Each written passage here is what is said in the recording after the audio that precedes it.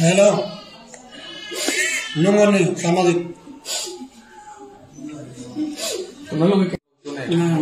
আপনি আছেন কেন? আমি বাইরে আছিলাম ইলেকশন দেওয়ার সময় জবাব লইতে পারেন। 2 মাসে বাচ্চা না সমস্যা হয়েছিল কিটা?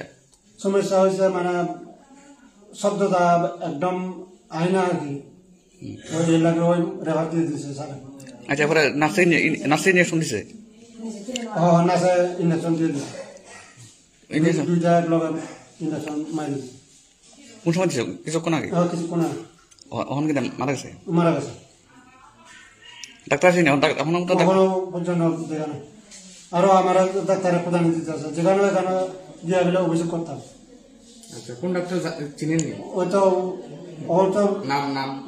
নাম তো ভাই না আমার রুমে ডাক দিছে গেছি এখানে আমার প্রধান কি কইছে যেখানে অভিযোগ এখানে মিলে করতাম। আপনার মানে বাচ্চাটা তো মারা গেছে কুলে হাসপাতাল? কুলে হাসপাতাল। আপনি আইছেন গন্ডাচর থেকে? আমি আইছি গন্ডাচর। ডাক্তারে বলছে আপনি যেখান টেনশন নিয়ে অভিযোগ জানাতে মানে একশো বললে কি আপনারা কইছে ধমকি দিতেছে আমার হুমকি দিতেছে ধমকি দিতেছে প্রধান দিতেছে। আচ্ছা আচ্ছা খোলা বাগান কোন কোন জায়গা? গন্ডাচরা? গন্ডাচরা। আচ্ছা কি হয়েছে আপনার বাচ্চা? সেটা হচ্ছে মানে সোমবারে আনছিলাম হসপিটালে স্যারে রেফার দিয়ে দিয়েছে এখানে কুলাই।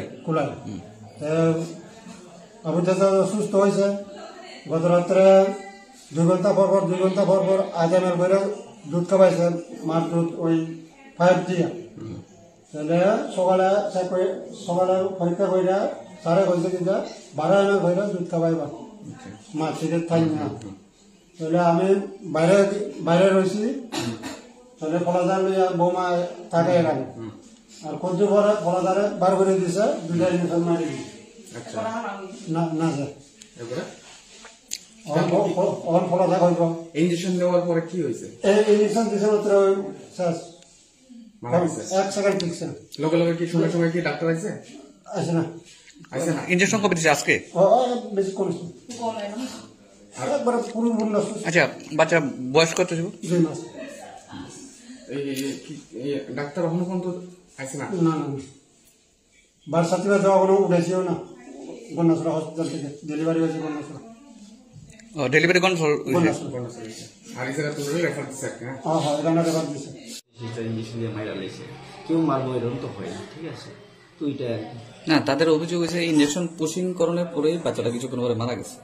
আরে আগে মারছেন মারা গেছে না কি লেখাবো আজকে 5 দিন 6 দিন চলতেছে আগে মারা গেছে না কি আগে রেফার করার সময় তো গেছে না তারা আমরা এখানেই করো যা কিছু ঠিক আছে। এখন পেশেন্ট পার্টি তারা তো জানার কথা বলে তারা কমপ্লেন করতেই পারে ঠিক আছে।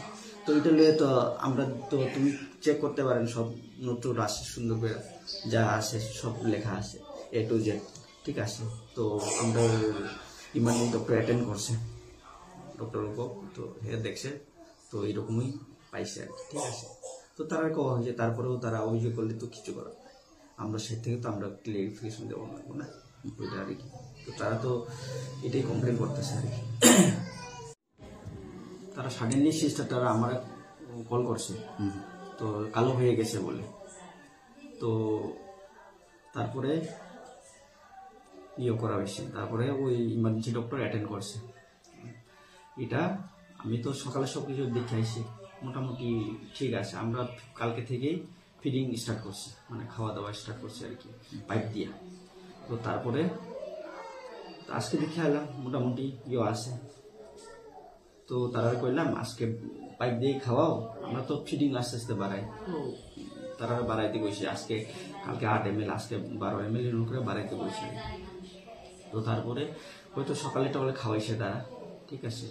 তো সিস্টার তো অ্যাজ ইউজুয়াল আগের মতনই ইঞ্জেকশন নিতে এখানে কোনো চেঞ্জ হওয়ার দরকার নেই।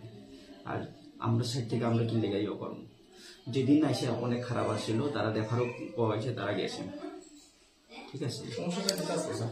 সেপসিস ইনফেকশন তো হয়তো আজকে সাডেনলি হয়েছে মানে এক্সপিরেশনও হইতে পারে অ্যাক্সিডেন্টালি ভিতর থেকে দুধ ঢুকতে পারে না তো আমি যেটা করতেছি এটা আর কি সকালে তো মোটামুটি আগের তুলনায় মোটামুটি ভালোই আসছিল। আমি কইতাম মানে কম্পেয়ার করলে আগের তুলনায় ভালোই, ঠিক আছে। তো আমি কাউন্সিলিং ডেলি কথা কই, আজকেও তেমন কথা কয়ে আইসি, সাডেনলি তারা হয়ে গেছে বসে, ঠিক আছে, কালো হয়ে গেছে বা শ্বাসকষ্টের মতো হয়ে হয়ে গেছে আর কি। তো